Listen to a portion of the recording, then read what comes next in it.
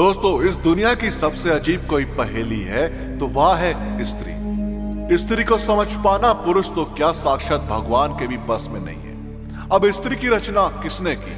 माना जाता है कि भगवान ने स्त्री जाति को बहुत ही फुर्सत में बनाया था। हिंदू पौराणिक ग्रंथों में इस बात का जिक्र मिलता है कि भगवान ब्रह्मा ने इस पूरी सृष्टि को केवल एक ही दिन में बना दिया था, पर जब वह स्त्री की रचना कर रहे थे तो उन्हें इस कार्य को पूरा करने में 7 दिनों से भी अधिक समय लगा, लेकिन फिर भी उनकी रचना अधूरी ही थी।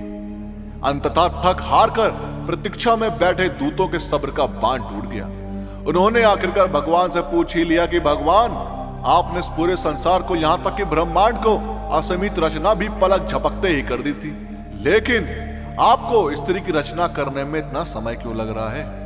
भगवान ने कहा, यह मेरी अब तक की सबसे अनूठी रचना है। यह बहुत ही अद्भुत है। यह मेरी वह रचना है जो विकट से विकट हालात में डटी रहती है, चाहे कैसी भी परिस्थिति हो।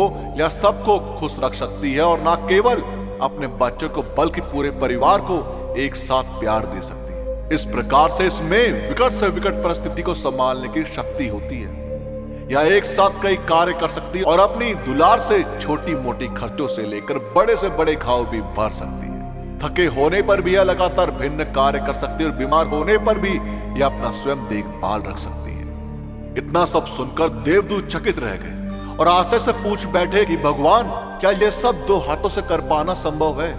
इस पर भगवान ने कहा, मत भूलो बच्चों, यह मेरी अब तक की बनाई गई रचनाओं में से सबसे अद्भुत और सबसे श्रेष्ठ रचना है। इसके लिए कुछ भी असंभव नहीं है। यह सुनकर देवदूत और भी उत्साहित हो गए और पास जाकर भगवान की इस रचना को हाथ लगाकर देखने लगे। लेकिन हाथ लगाते ही देवदूत बोले, भगवान, यह तो बहुत ही नाजुक है। इस पर भगवान बोले कि वह सिर्फ देखने में ही नाजुक है, अपितु मैंने इसके अंदर शक्ति, धैर्य और साहस भर दिया। इतना सुनकर देवदूत स्त्री के अनुपम रूप में खो गए और टकटकी लगाकर उसे निहारने लगे। स्त्री के मुख पर कुछ गीला सा लगा था। जिज्ञासा से वे बोले कि भगवान, इसका गाल तो गीले हैं, ऐसा लग रहा है कि इसके नेत्र में से कुछ बह रहा है। भगवान ने कहा, यह इसकी आंसू है, जो इसकी सबसे बड़ी ताकत है। इसके आगे पत्थर भी पिघल जाते हैं, लेकिन ये आंसू स्त्री को प्यार जताने और अकेलापन दूर करने का दरिया भी बनते हैं। जब वह दुखी होती है तो वह रोती है और साथ ही खुश होती है